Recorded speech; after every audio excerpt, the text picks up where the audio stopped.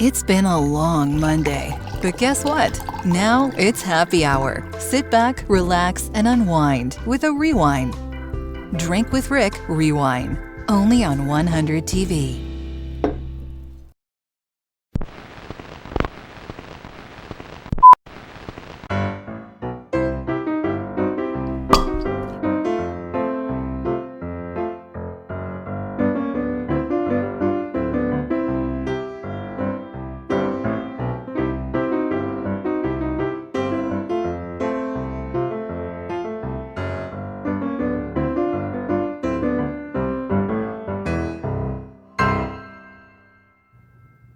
Hi, and welcome to the Drink with Rick Rewine.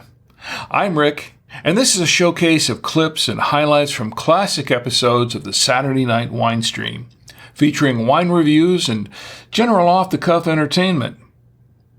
In this episode of the Rewine, I open, taste, and review a Tempranillo from Spain.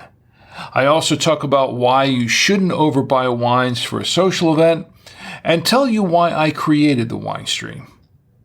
So sit back, relax with your favorite libation, and drink with me as we rewind the review of the Baron de Lay 2015 Tempranillo. This wine stream is something I do every Saturday night now, just because it's fun and just to bring everybody together. Bring everybody together and give everyone a chance to just sit back, relax on a Saturday night, open up your favorite bottle of wine or beer or soda or water, whatever you have, and just relax. I'm going to open up this bottle of the Baron de Lay Varietalis, and it is a 2015 Tempranillo, and we're going to test it out. I did a little tasting of it at the local wine store in Charlotte, and it was an interesting wine. I want to see if it really tastes the same out of the bottle here as that little tasting I had last week. Anyway, I'm going to open up this bottle of wine, and I'll show you how this thing works. It's pretty cool. Let me see if I can get a close-up on this again. The way it works, if you've never seen one of these, and I had never seen one of these, I'm used to using a traditional corkscrew, and this is pretty much a new experience for me. The way you do this is you open this up, and then you clamp this around the neck of the bottle, and then it's just a simple push it down, and then pull it up, and the bottle is open. And to get the cork out is also interesting. First couple of times I had a little trouble with this, but I've perfected it since then. You do this in reverse. You clamp around the corkscrew, and voila, there it is. So it's a very cool little device, and I enjoy playing with it. It's a lot of fun. Anyway, we're going to check out this bottle here in just a minute. Before we start, I also have a few items with me. I'm going to try this. I'll tell you a little bit about this, and then we're going to talk about why I chose these items to go with it. The Baron de Lay Varietalis is a red Tempranillo, full-bodied. Let me pull up an image of this, and I've got it here somewhere.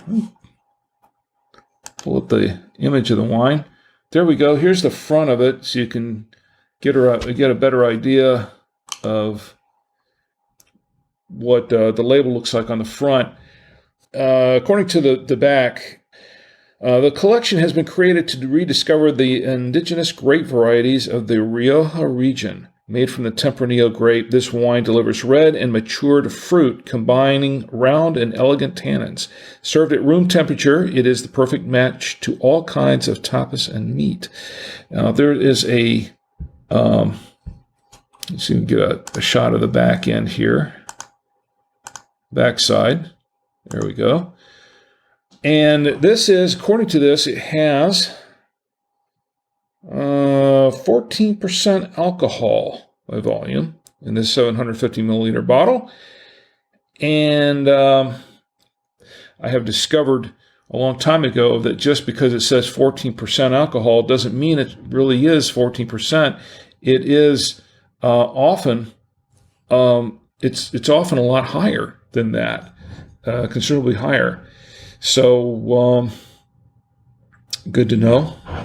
So it's going to have a fairly decent alcohol content for this wine. And let me see. I'll get another shot of that label there. I kind of like this label.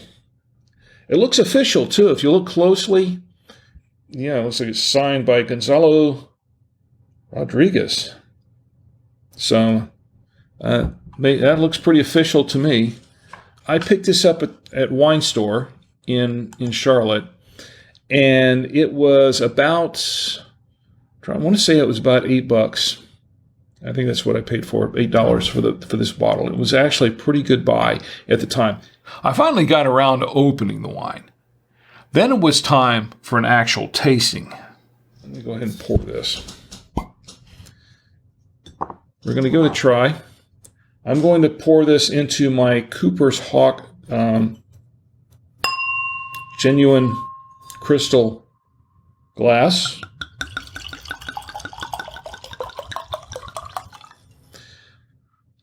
So I put a little bit too much in this glass to give it a good swirl. Let me see if I can do it without spilling the wine. And we'll put it up here and see if we can see the legs. We have the legs there. It is slow moving. It is, to be sure, it is full-bodied. It is pretty dark. It's very dark red. And you can give it another swirl so I can get a good whiff of this. It does have legs, but it's very it is full-bodied. And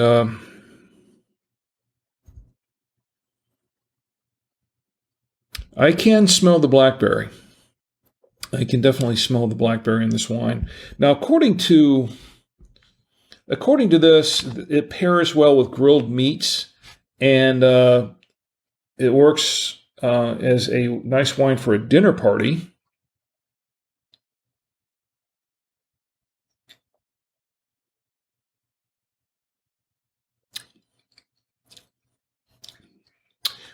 It has kind of you can taste the tannins.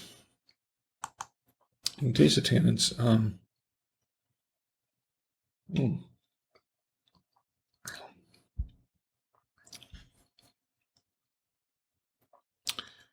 Has a very tastes a little wood in there. That does. It kind of that's what I had almost like I wouldn't say seed. Well, this kind of reminds me of taking a walk through.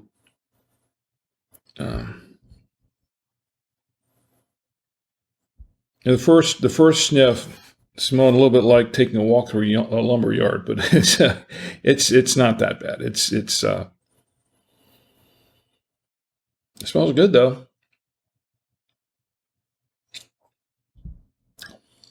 It has a finish that's robust, and I'll just put it that way. It has a finish that's kind of robust. This is something I think that it's actually pretty. I like it. I like it, but this is a wine that I think would be. I don't know if I would just serve it at a dinner party. I think I would really serve it more as well, I think it would go pretty good with I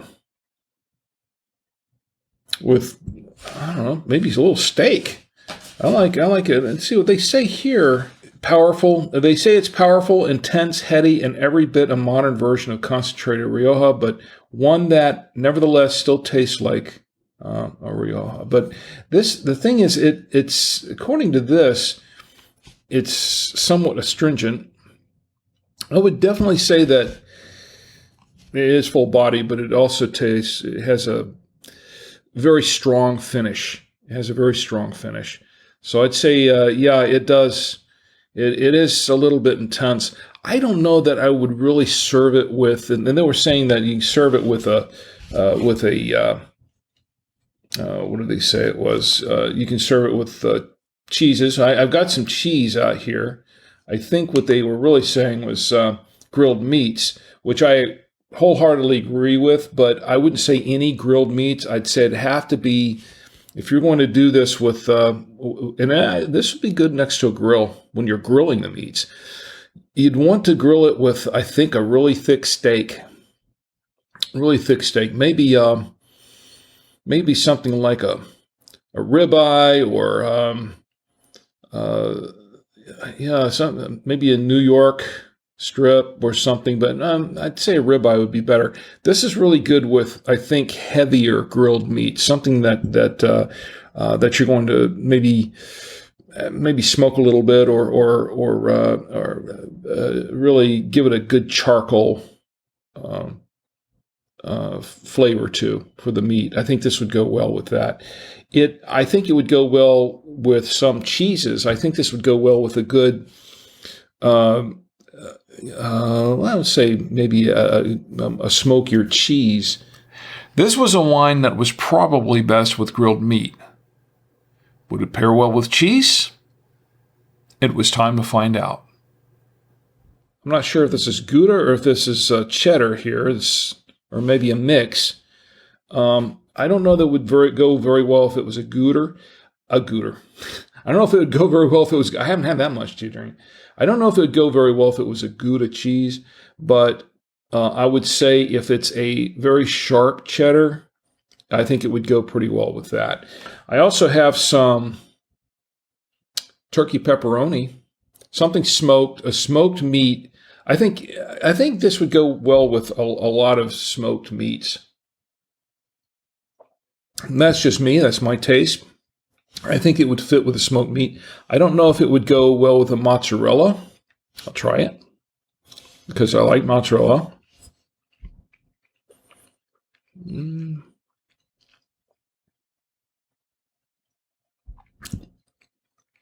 I think I'd stick with the smoked meats.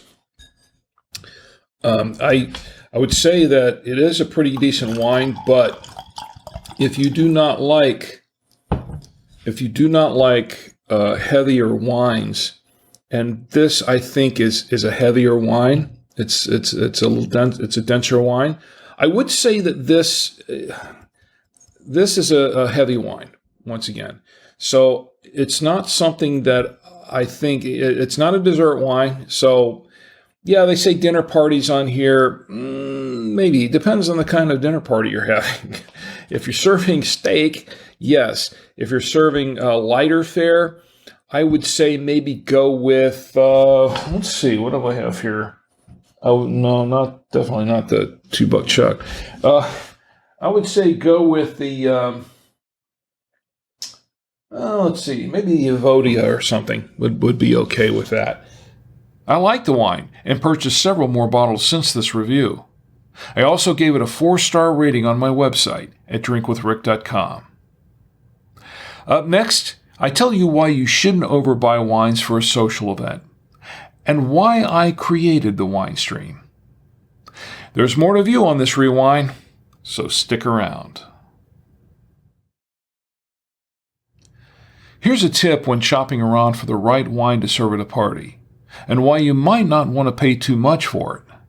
Don't buy a bottle of wine just because it's $15 or $20, and don't go out and buy a bottle of wine that's $25 or $30 just to impress your dinner guests or at a party, because first of all, when people go to a party, I can tell you, at least for me, when I go to a party, I'm not really looking to see, just losing my, there you go. I'm not looking to see how expensive the wines are, how much they paid for a bottle of wine. I'm going there to enjoy the company. I'm going there to have fun at the party, enjoy the company, and drink wine, of course. And so I'm not hung up on that sort of thing. And I think most people, when they go to a party, they're expecting to just pour some wine or have a beer, have a good time. And I don't think most people go to parties, at least I don't go to parties expecting to be served the finest wines. I just don't. So I would say if you're going to plan a party, a dinner party, I mean, it's good as a host to want to offer people the best that you can afford. But I'd say don't go overboard on this stuff, especially if you can't afford it. Now, if the boss is coming over and you really want to impress the boss and he's a big wine, sommelier or something like that, and you feel that it's the right thing to do, or you really have to do that, then go ahead and do that. But I would say for the most part, most people, if it's just a party everybody's going to, I would say don't overdo it. Don't overspend. Don't worry about it. Don't sweat it, because don't try to impress everybody, I guess is what I'm trying to say. Don't buy the fanciest, most expensive wines out there just to impress people. Because two things can happen. One, first of all, most of the time, especially after people have had a few, they're really not going to care. They're drinking wine, they're having a good time, they're getting together with fellowshipping and just hobnobbing and with each other and networking and whatever it is they're doing. They're more interested in those activities than what's actually sitting in the glass most of the time. Unless it's a really bad wine. I mean, don't get me wrong. Don't serve what I do with that bottle. I haven't thrown it out yet. Don't serve this by all means, especially if you want to impress the boss. Do not serve this. If you want to impress your wife or your husband, your boyfriend or girlfriend, don't serve this, okay? Because you won't. If you are wanting to impress people, I mean, no, don't do it to impress people. Buy the wine that you like and that you think other people are going to like, and serve that. Serve it because you trust the wine, it's a good wine, or it's been reviewed. Like, say, for instance, here on the Winestream, if I say, hey, this is a pretty good wine, and you might like this wine, and it's in your budget, and you say, hey, you know what? Maybe I can serve that at a party. Go for it. I mean, if somebody else has recommended a good wine and you like it, then why not serve it? That's the wine to serve at a party. But don't go out and spend hundreds of dollars for half a case of wine just because it's expensive wine, because you may be disappointed. The first thing, you're not going to impress anybody because they're not there to look at the wine labels. They're there to have a party. So you're not going to impress people most of the time. The second thing is you might get burned. You might get burned on that bottle of wine, because if it is a $30 bottle, you go out and buy a case of wine that's $30 a bottle, and you spend a couple $100, $200-$300 on wine, and it turns out that all that wine is no good. That's what they're going to remember at the party. They're not going to remember they don't know it's going to be $30 a bottle. They're going to know whether or not the wine's any good. And if the wine's no good, the wine's no good. That's what's going to ruin the party. So I would say don't overspend. Plan your party out not in terms of how much money you're spending on the party, but plan the party out in terms of how good the wine is. And if the wine that you're serving at the party is $8, $10 a bottle, $12 a bottle, first of all, you'll save some money if you're buying a case of that, as opposed to buying a wine that's $30 a bottle or $40 a bottle. And second, the wines, you've got $8 bottles of wine that are good, you'll have a successful party because people won't be thinking about how much the wine's costing. And first of all, they're going to drink it and they're going to say, hey, this must be pretty expensive wine. They're not going to know. All they know is the wine was good, the party was great. End of story. So I would say shop around for wine, not based on price, but based on what you like and what the recommendations you've received from others that you trust. And hopefully you trust my recommendation and might pick up a couple of these bottles. You may be wondering what the overall point was to this Saturday Night Winestream. Was it for notoriety, monetization, or both? What were my plans for the future of the Winestream? This is kind of, not the wine drinking, but I do this as part of my day job. I'm a blogger, podcaster, YouTuber. I'm a writer, producer. It's part of my day job. And of course, on the side, I do this for fun. The Saturday Night Winestream, the Drink With Rick thing, I'm doing, this is totally for fun. This is off the cuff. In fact, this kind of thing has been sort of an experiment for me because I'm used to doing things very structured. If it seems like I'm rambling on or whatever, it's because I am. Because traditionally, anything I've done has been very structured, either scripted or outlined very carefully, very, very closely structured. This is the first thing I've ever done that was totally just off the cuff, just random, just completely alive, nothing going on. And I'm doing this because I want to connect with everybody, and I'm just having fun. This is just for fun. So I'm going to turn this into a podcast. I'll do some more of the streaming. We'll do some more, open a lot more wine. But this is not something that I'm really doing to prove anything. I'm just doing it just for the fun of it. So I know there are some podcasters. I know I have some podcaster friends out there who are looking at me and saying, "This is ridiculous." You've been podcasting for 13 years, and this is what you're doing. I'm doing this for fun. This is just me, just turning on the camera, just talking, drinking, and just having a good time. And there is no structure to it. I'm breaking all of the rules. You know what? There's a rule in podcasting. The rule in podcasting is that there are no rules. And I am proving a point here. I am making a point. I'm proving the point that there are no rules.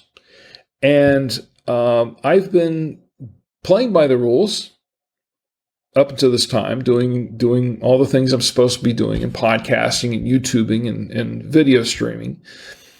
And this is something that I'm doing where I'm breaking all the rules, where all I'm doing is I'm just turning on the camera, talking, and hopefully connecting with my friends. And if something comes out of it, that's fine. If nothing comes out of it, that's fine too.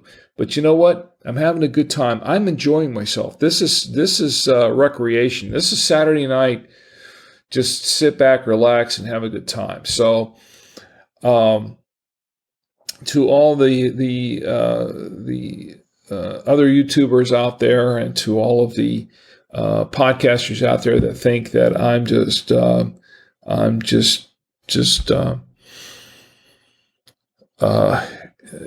breaking all the rules. Yeah, I am. It's just me having a good time. That's all.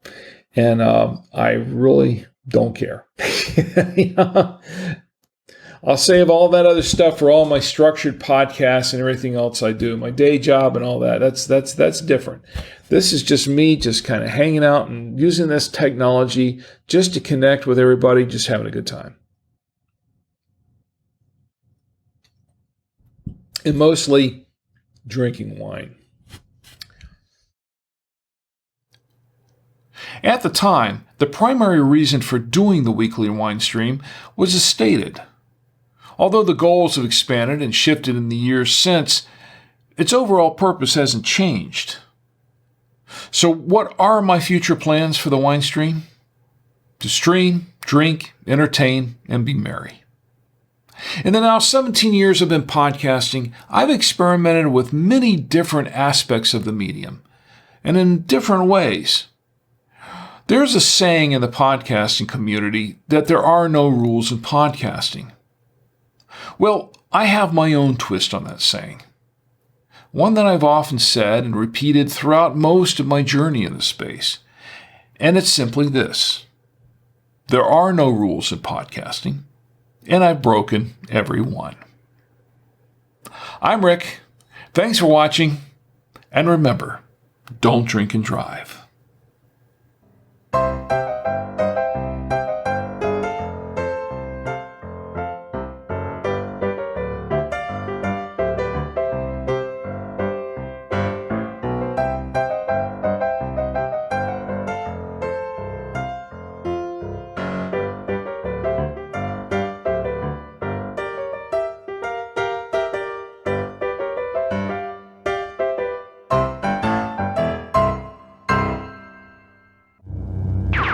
Oh.